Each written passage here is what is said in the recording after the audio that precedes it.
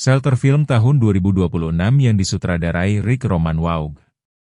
Dibintangi Jason Statham sebagai mantan pembunuh bayaran pemerintah Inggris yang hidup terisolasi di lepas pantai Skotlandia, yang dipaksa kembali menghadapi masa lalunya.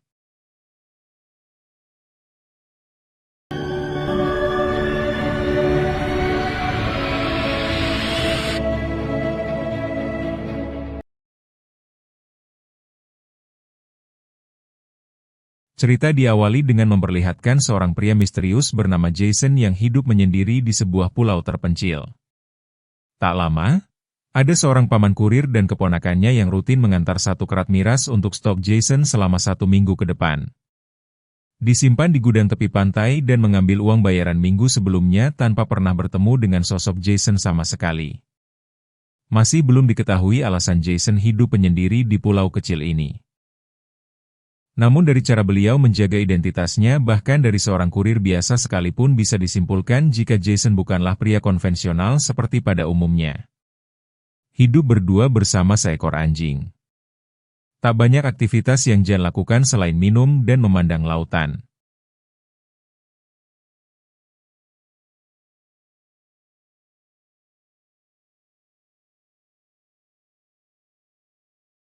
Di luar dua kegiatan yang mengubah waktu tersebut, Jason juga mengisi kekosongan dengan bermain catur seorang diri dan itu jauh lebih baik daripada nyekrol TikTok dan kepo dengan kehidupan orang lain.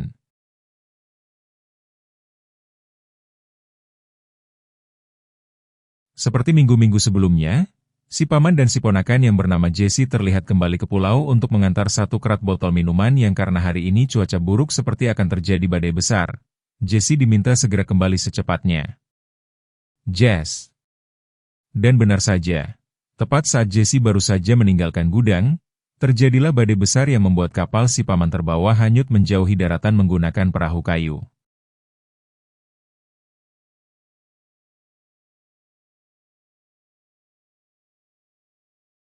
Badai membuat air laut naik, Jesse pun dibawa hanyut ke laut. Jason mengetahui Jesse hanyut. Kemudian dia berlari membawa kapal bot menyelamatkan Jesse. Kemudian dengan berenang ke laut menangkap tubuh Jesse.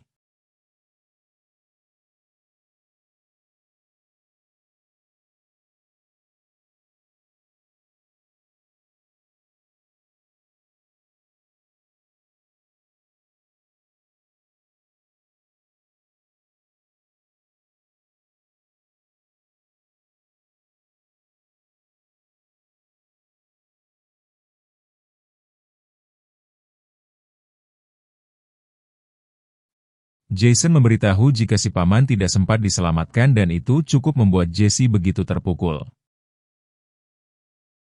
Besoknya tanpa saling berkenalan satu sama lain, Jason sekonyong-konyong mengganti perban di kaki Jesse yang ternyata sudah terkena infeksi sempat komplain karena Jason tidak segera membawa ke rumah sakit. Jason pun hanya bisa ngaleos tanpa memberikan penjelasan apa-apa.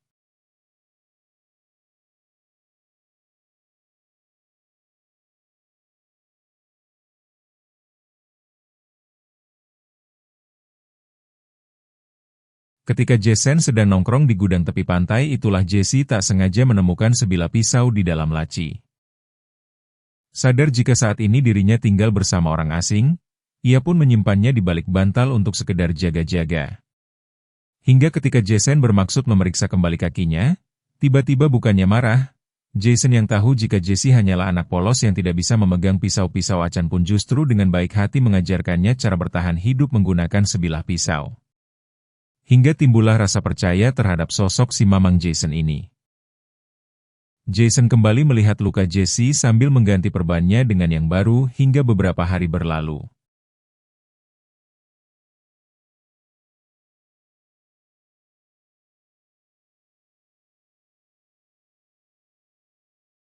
Kini kedekatan di antara mereka berdua semakin terbangun setelah keduanya saling berinteraksi satu sama lain. Disinilah jugalah Jason bercerita jika almarhum si paman adalah teman Jason sewaktu masih di angkatan laut tentara yang hebat itu yang wow naon atuh anjing. He never told me your name. We served together. Pada akhirnya diketahuilah jika Jason adalah mantan tentara yang saat ini mungkin sedang mengasingkan diri atau sengaja pensiun dini. Entahlah melihat infeksi di kaki Jesse tak kunjung pulih. Jason pun pamit pergi ke kota sebentar untuk membeli beberapa obat yang dibutuhkan.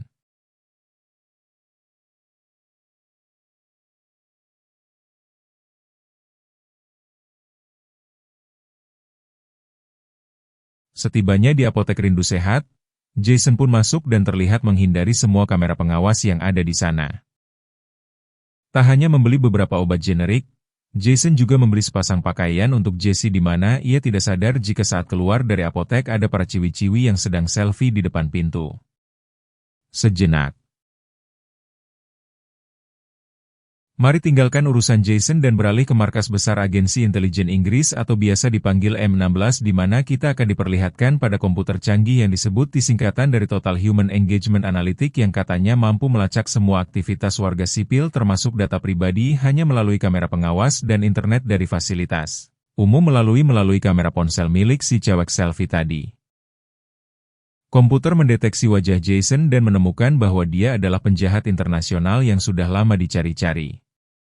Meski wajahnya berbeda dengan wajah Jason, namun iris mata yang terdeteksi 100% memiliki kecocokan. Sehingga ibu kapten yang bernama Roberta pun menyimpulkan jika Jason kemungkinan sudah melakukan operasi plastik dan langsung menyuruh agen terdekat untuk menembaknya di tempat.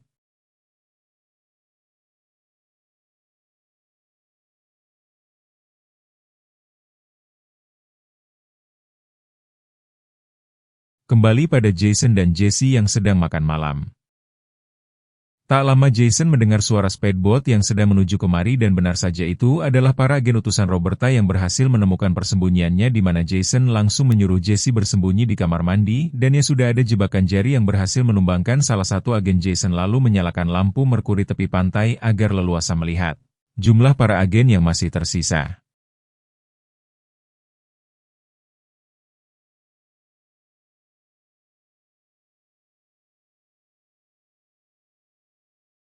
Sambil menenteng lampu petromark, Jason pun pergi ke sisi lain dari pulau ini. Dan inilah yang dia lakukan. Setelah membakar satu agen menggunakan flare gun, Jason kembali pindah ke sisi lain dan berhasil menjatuhkan satu agen lagi. Termasuk sukses menghabisi beberapa agen di dalam gudang.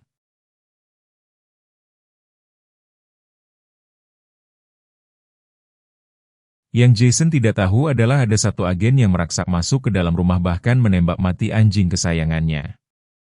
Tak hanya itu saja, si agen juga berhasil menemukan keberadaan Jessie dan bermaksud membawanya untuk sebagai jaminan.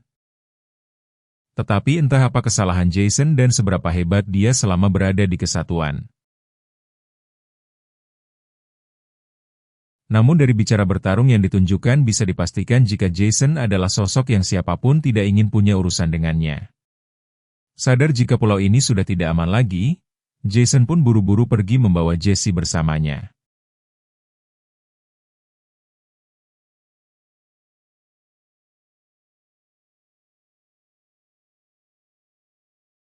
Di markas intelijen, Roberta benar-benar tidak habis pikir saat melihat semua agen terbaiknya tewas. Penasaran, ia pun menyuruh asistennya untuk menyelidiki sosok Jason termasuk gadis kecil tersebut. Di mana Roberta kembali dikejutkan saat asistennya menemukan bahwa data Jason ternyata sudah dimanipulasi.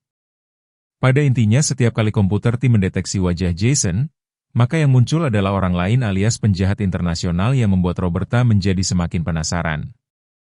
Setelah bertanya pada ChatGPT, si asisten akhirnya menemukan data asli Jason yang ternyata adalah mantan agen M16 yang dikabarkan tewas 10 tahun lalu. Itu berarti Jason adalah senior mereka di agensi ini. Entah siapa orang yang sudah memanipulasi datanya dan apa tujuannya, Roberta yakin jika ini ada hubungannya dengan mantan pimpinan M16 yang menjabat sebelum dirinya.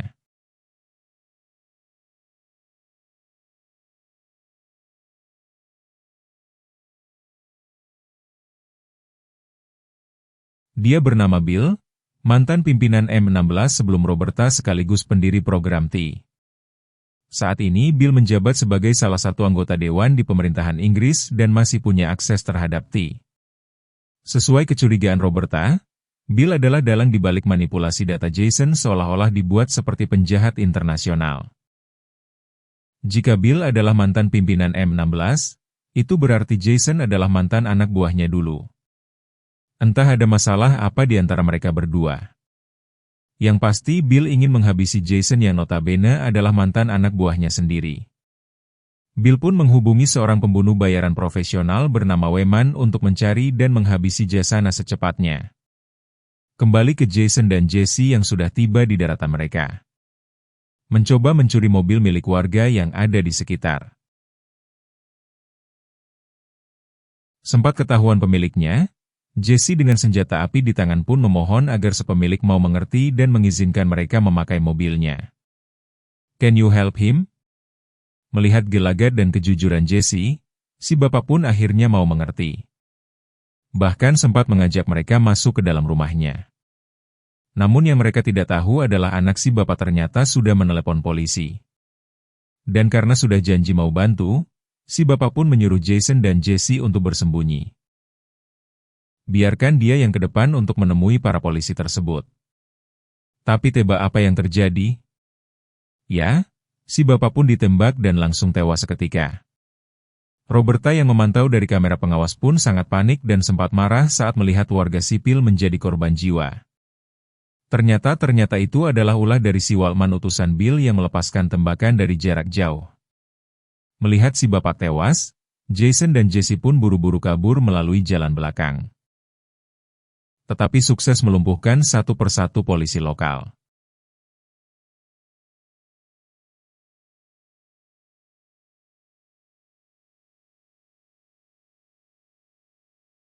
Jason pun mencuri mobil milik petugas untuk pergi menjauh dari tempat tersebut.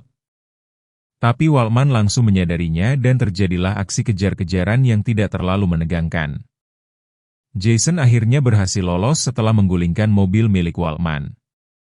Tapi seperti kebanyakan karakter pada umumnya, Jason tidak memastikan dulu penjahatnya mati. Sehingga ia tidak sadar jika Wayman masih hidup dan tidak akan berhenti untuk mengejarnya.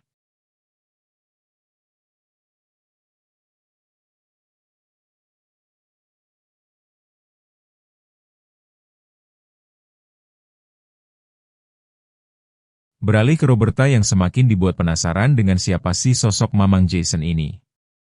Ia pun menghubungi Bill yang merupakan mantan direktur M16 sebelum dirinya untuk bertanya, "Apakah Bapak kenal dengan sosok Jason?" Bill pun menjawab, "Iya, tapi itu sudah lama sekali dan ia sudah mati di sekitar 10 tahun yang lalu." Karena terus didesak dengan pertanyaan, Bill akhirnya mau menjelaskan bahwa Jason adalah agen terbaik yang pernah ia miliki. Hidup sebatang kara dan tidak punya keluarga sejak masih kecil. Jason punya mental baja dan fisiknya setara 50 tentara. Mendapat pelatihan khusus sejak masih remaja. Jason tumbuh sebagai mesin pembunuh mematikan yang dianggap tak terkalahkan. Melihat potensinya yang luar biasa, Bill pun merekrutnya sebagai agen pembunuh pemerintahan fokus pada target pejabat korupsi mengancam keamanan negara. Sampai pada satu titik Jason melakukan pengkhianatan dengan membiarkan targetnya tetap hidup. Entah bagaimana kronologi akhirnya, intinya Jason dikabarkan tewas dalam misi sekitar 10 tahun yang lalu.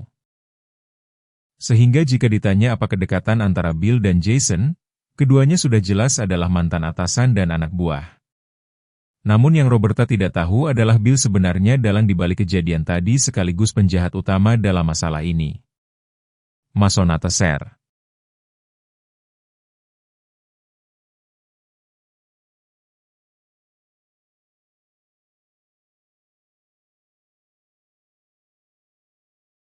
Kembali ke Jason dan Jesse yang masih dalam perjalanan. Di situ Jason bertanya kemana ia harus mengantarkannya pulang. Jesse mengaku tidak punya rumah. Satu-satunya keluarga yang ia miliki hanyalah si paman yang sekarang sudah tiada. Sehingga jika Jason bertanya siapa lagi yang Jesse punya, mungkin hanya Jason lah orang terakhir yang si Jesse miliki. Tak tega, Jason pun berjanji akan mengadopsinya sebagai anak jika masalah ini sudah beres.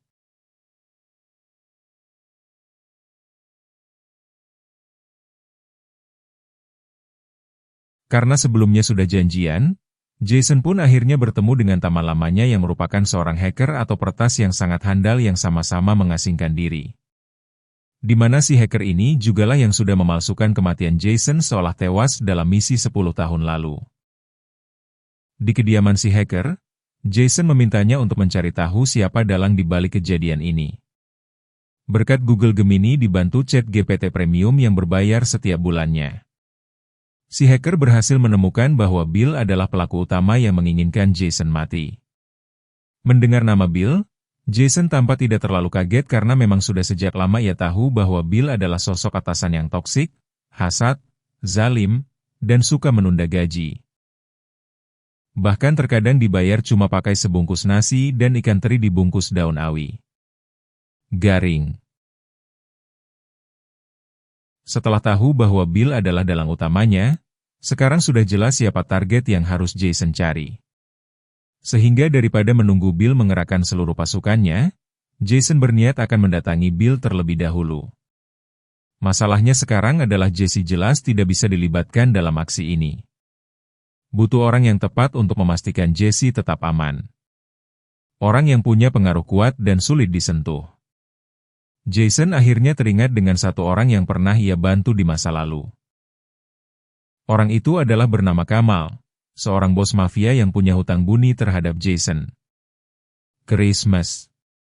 Saat si hacker sedang menyiapkan mobil, itulah Jason tiba-tiba mendengar suara langkah kaki dari balik pintu yang ternyata ya. Itu adalah Wayman yang berhasil melacak keberadaan Jason. Alih-alih hanya melaksanakan tugas dari Bill atasannya, Wayman ternyata punya kepentingan pribadi, yaitu ambisi membunuh seorang legenda hidup dan menganggap bahwa dirinya lebih hebat dari Jason. Karena Waldman masih epic 3 bintang 1, ia jelas tidak sebanding dengan Jason yang lagi-lagi berhasil kabur.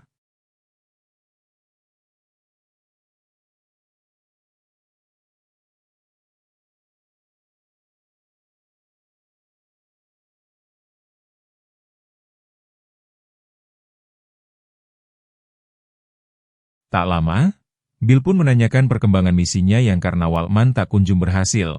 Bill pun menghubungi pasukan tentara bayaran elit untuk ikut nimbrung dalam masalah ini. Get ready. Kembali ke Jason CS yang sudah sampai di tempat aman, Jason menyuruh si hacker untuk turun dan cari rumah sementara untuk bersembunyi.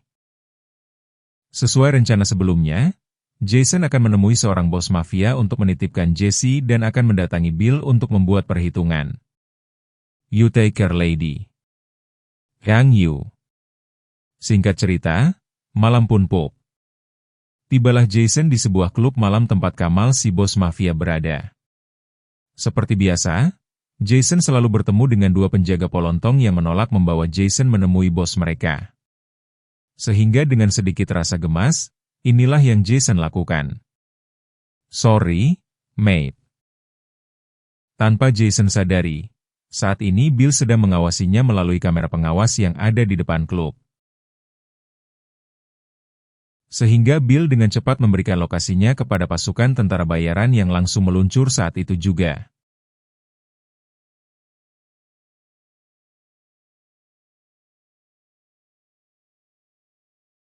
Kedas kembali ke Jason yang sedang diantar penjaga menemui bos mereka. Dan inilah Kamal, bos mafia yang punya hutang budi di masa lalu kepada Jason. Dengan pengaruh yang cukup kuat dan sulit disentuh pihak aparat dan pegawai pajak. Kamal bersedia membantu Jason dengan akan membawa Jesse ke salah satu kota di Spanyol. Jason hanya perlu membawa Jesse ke sebuah pelabuhan dan anak buahnya akan menjemputnya di sana. Tepat saat Jason dan Jesse akan berangkat ke pelabuhan, muncullah tentara bayaran yang sudah sampai di klub malam ini.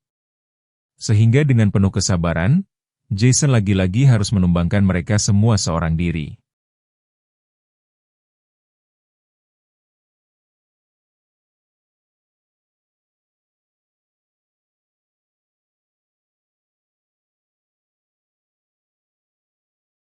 Dan karena masih sibuk menghadapi belasan musuh, Jason sampai tidak sadar jika saat ini Jesse sedang diculik dan dibawa ke dalam sebuah mobil van. Dan selesai menumbangkan semua musuh, barulah Jason sadar jika Jesse sudah tidak ada. Namun berkat bantuan si hacker yang meretas kamar pengawas, Jason langsung berlari mengejar mobil van tersebut sehingga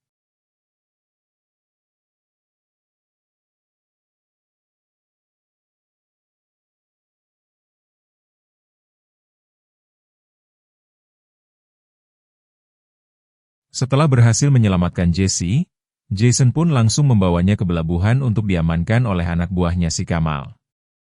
Setibanya di pelabuhan terlihat sudah ada anak buah si Kamal yang datang untuk menjemput. Namun Jesse malah drama dulu dengan menolak untuk pergi tanpa Jason yang tepat saat Jesse memegang erat tangan Jason tiba-tiba untungnya tembakan Weman meleset tapi membuat Jesse bersedia untuk pergi.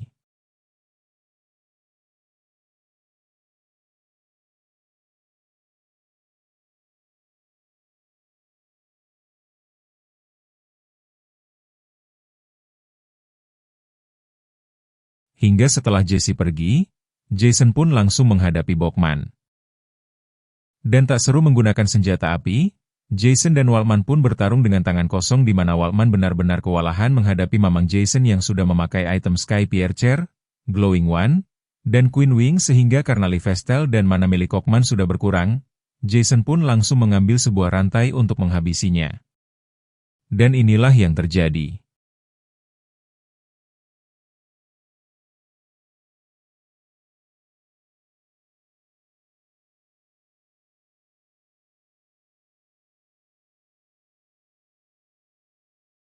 Setelah Jason sukses menghabisi Waltman, kita akan beralih pada Bilang menunggu kabar terbaru dari anak buahnya. Namun yang datang bukanlah kabar, melainkan pemandangan mengejutkan ketika seluruh penjaga rumahnya tumbang di halaman depan. Karena ya, Jason mendatangi kediaman Bill secara langsung. Di situ Bill meminta maaf karena sudah mengusik kehidupan damainya. Tidak ada masalah personal. Bill hanya takut Jason menyebarluaskan rahasia kebusukannya di masa lalu. Karena dengan jabatannya yang sekarang sebagai pejabat pemerintahan Inggris, Bill hanya ingin menjaga marwah, karir, dan namanya tetap bersih. Bahkan Bill sempat menawari Jason untuk kembali bekerja untuknya.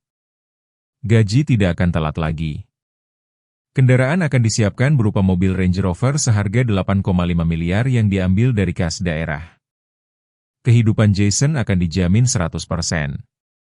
Namun dengan semua yang sudah dilakukan, cuy tak sudi diriku kembali padamu, sayang. Sehingga dengan tenang dan tanpa bicara sepatah kata pun, Jason langsung mengangkat senjatanya.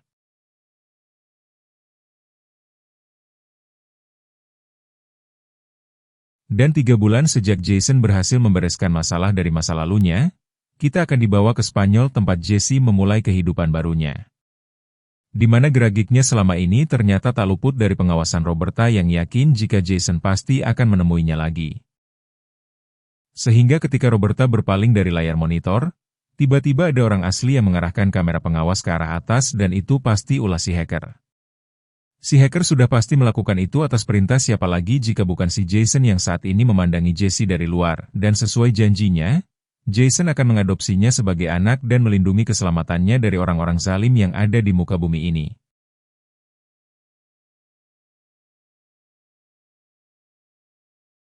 Film pun berakhir. Tamat. Terima kasih sudah menonton.